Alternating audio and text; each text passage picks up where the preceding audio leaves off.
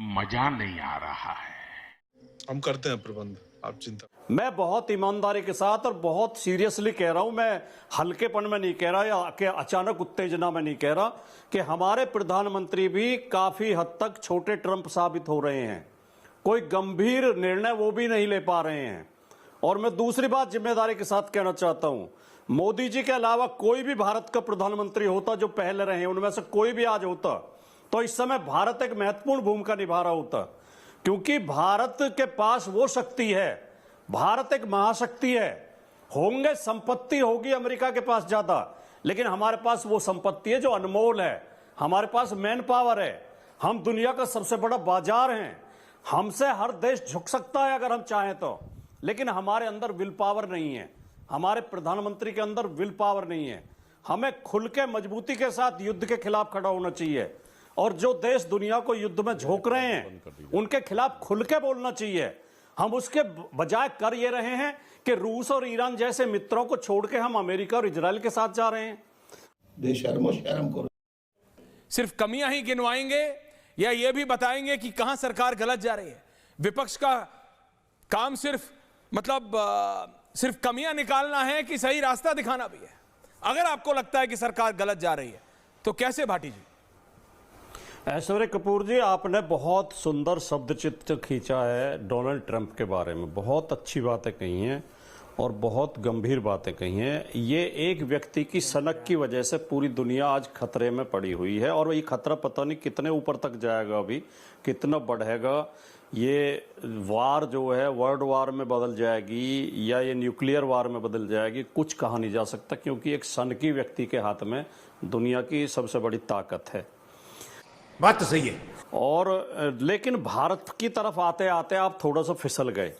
भारत के बारे में चर्चा आपने 2-3 वाक्यों में की बाद में, और आपने कहा कि विपक्ष बताए इसका सॉल्यूशन क्या है।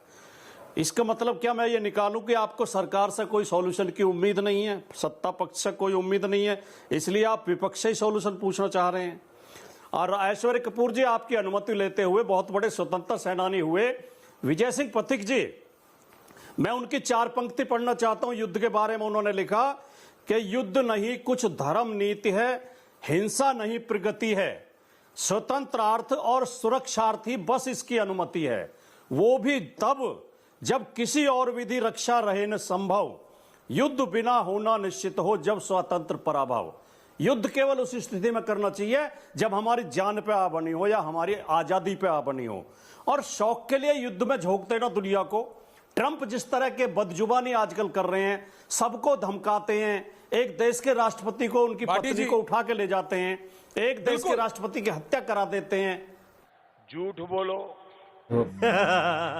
सनकपन क्या होता है, ये अभी जो हमारे विपक्ष के लोग हैं, जैसे भाटी साहब बोल रहे थे, एक तरफ कह रहे हैं ट्रंप कुछ भी अनाप शनाप बोल रहे हैं, फिर कह रहे हैं ट्रंप बोल रहा तो हम उसका जवाब क्यों नहीं दे रहे हैं।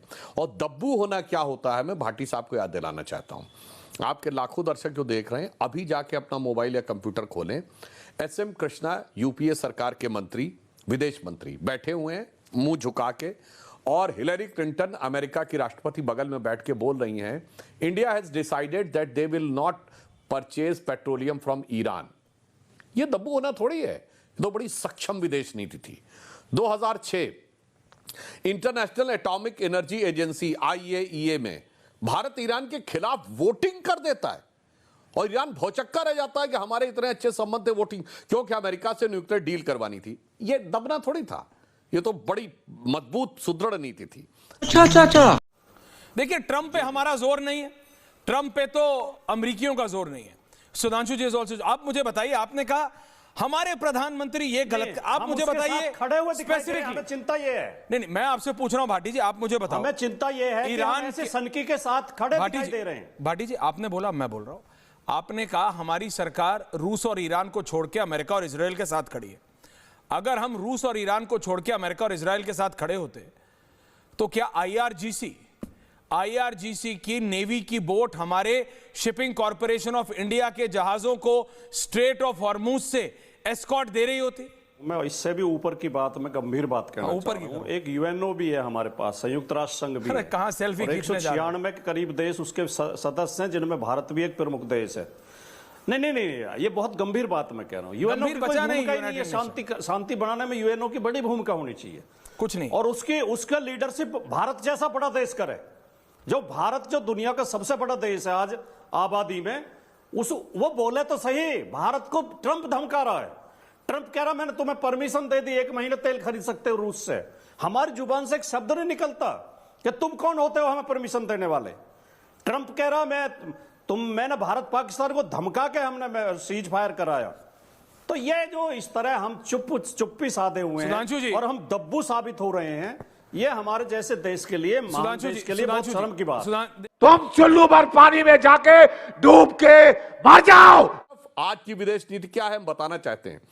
अमेरिका की नेशनल सिक्योरिटी एडवाइजर तुलसी गबार्ड ऑफिशियल स्टेटमेंट देती है कि स्ट्रेट ऑफ हॉर्मुज से भारत और चीन के ही जहाजों को जाने दिया जा रहा है। और अभी तक ट्रंप ने कोई भी बुजिस ढंग के शब्दों का प्रयोग, उसने दुनिया के दूसरे राष्ट्राध्यक्षों, यहां तक कि अपने मित्र नाटो देशों को कायर बोल दिया है। पुतिन के खिलाफ बोल चुके हैं, शी जिनपिंग के खिलाफ बोल चुके हैं। अभी तक भारत और प्रधानमंत्री जी के लिए कोई व्यक्तिगत आपत्तिजनक शब्द नहीं बोला है, मगर सनकपन इसे कहते हैं कि उसके बावजूद यह दिखाई पड़ना। तुम समझ नहीं रहे हो। और मैं लाखों दर्शकों से कहता हूं, यदि इजराइल ने यह काम नहीं किया होता, आज इराक या सीरिया के पास न्यूक्लियर वेपन होता और वो आईएसआईएस के पास रह गया होता, तो सुनिए तेल के नहीं जान के लाले पड़े होते भाई साहब इस समय। और पूरे मिडिल ईस्ट पे कब्जा करके तेल की कीमत भी 200-300 जितना बैरल कर देता। इसलिए मैं कहना चाहता हूं, ये सनक को समझिए मेरे भाई कि एटम अभी बनाना है सबको, ना दवाई बनानी है, ना कोई इंडस्ट्रियल डेवलपमेंट की बात बनानी है, नई टेक्नोलॉजी बनानी है। स्पेस टेक्नोलॉजी में मुस्लिम वर्ल्ड कहीं नहीं, क्वांटम टेक्नोलॉजी में मुस्लिम वर्ल्ड कहीं नहीं। सबको केवल वो लड़ना हो, भारत में भी उसी चीज को आगे बढ़ाना है। देश संकट में है। दबना किसको कहते हैं? 7 साल से ईरान से तेल नहीं ले रहे थे, अभी जब ट्रंप ने छूट दिया ईरान से तेल लेना चालू हो गया। दबना किसको कहते हैं? ट्रंप ने कहा कि मोदी ने मुझसे कहा है कि धीरे धीरे रशिया का तेल खरीदना बंद कर देंगे और जनवरी 2026 में चेक कर लीजिएगा दोस्तों, इन्होंने सबसे कम तेल खरीदा रशिया से। ये तो इनकी स्थिति है, ये जो बता रहे हैं। रशिया ने कहा है कि 1 अप्रैल से किसी को भी पेट्रोलियम नहीं देगा। भाई साहब, रशिया इस समय सबसे बेहतर स्थिति में है, दुनिया को पेट्रोल बेचने की सबसे बेहतर स्थिति में है। 7 टैंकर जो रशिया से चाइना जा रहे थे, रशिया ने डाइवर्ट करके भारत भेज दिए। अरे भाई, रशिया पेट्रोल नहीं बेचेगा तो कौन बेचेगा भाई? हमको नहीं पता। देखिए, जनरल बिशंबर दयाल जी ने एक बहुत महत्वपूर्ण बात कही कि वर्तमान समय में युद्ध में माइंड गेम का बहुत महत्व है। माइंड गेम खेला जाता है। लेकिन माननीय सुधांशु त्रिवेदी जी और बीजेपी के अन्य साथी राजनीति में भी माइंड गेम खेलते हैं। जब हम इनकी असफलताएं, इनकी सरकार की कमजोरी बता रहे हैं, तो पहले के किसी मंत्री के फोटो का जिक्र करके उनकी कमजोरियां बता रहे हैं। अरे भैया, उनकी कमजोरियां मत बताइए, अपनी ताकत बताइए। आपकी ताकत क्या है? और फोटो से ही कूटनीति तय होनी है। तो हमने तो एनएस से डोभाल को भी देखा था, पुतिन के सामने कैसे चिपके हुए थे कुर्सी पे, कितने दब्बूपन से, कितने डरे हुए बैठे हुए थे। अगर फोटो से ही आप ये तय करना चाहते हैं कि कौन सरकार सक्षम है और कौन नहीं है, तो फिर तो उसका भी जिक्र आपको करना पड़ेगा। तो ये जो इस तरह का माइंड गेम खेलना, आप अपनी कोई उपलब्धि बता नहीं पा रहे हैं और आप दूसरों की कमियां गिनवा रहे हैं। तो ये मुझे कोई उचित उत्तर नहीं लगा। समस्या को घुमाते रहे, समस्या पर फोकस करिए। ओके, जनता को आप मूर्ख समझना बंद कर दीजिए। मैं समझ ही नहीं पाया भाटी जी, क्या मैंने किसी फोटो का जिक्र नहीं किया?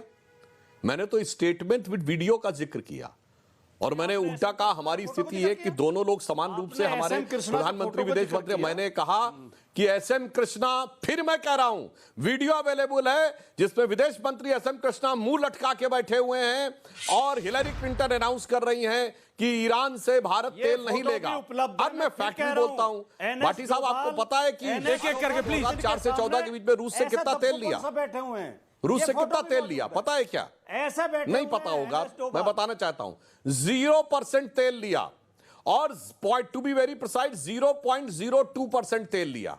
आ जाके हमसे भाषण पूछ रहे हैं। अरे हम तो ले रहे थे, मगर आपने इसलिए नहीं लिया क्योंकि न्यूक्लियर डील करनी थी। अमेरिका में इस समय पेट्रोल के दाम कितने हैं? मैं दर्शकों से कहता हूं कैलिफोर्निया में भी चेक करिए, सैन फ्रांसिस्को और लॉस एंजल्स में क्या है।